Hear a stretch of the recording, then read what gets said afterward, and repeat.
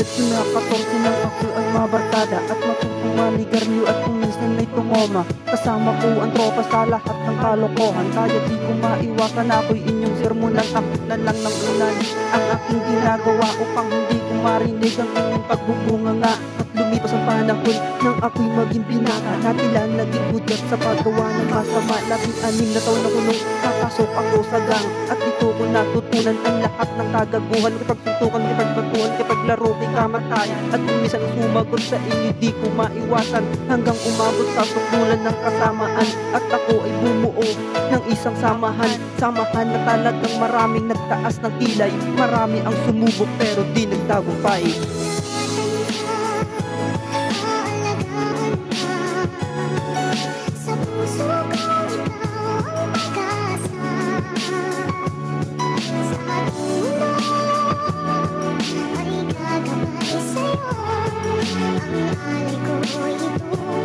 Mahal ko ay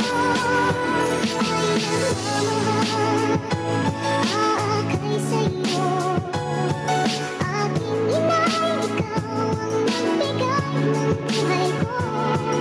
Buhay na kay ganda, pangarap ko na makamit.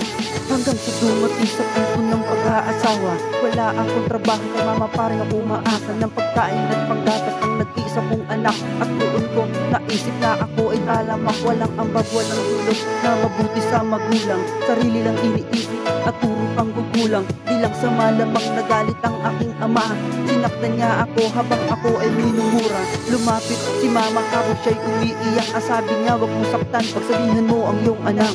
Niyakap niya ako habang siya ay lumuluha, sabi niya please lang anak, lumayo ka muna. Ako ay umalis at lumuwas ako ng Maynila. Ako ay nagtrabaho dahil kailangan kong kumita. Kahit mahirap, kailangan ko tong tiisin. At kung walang trabaho ay magulang ng asin.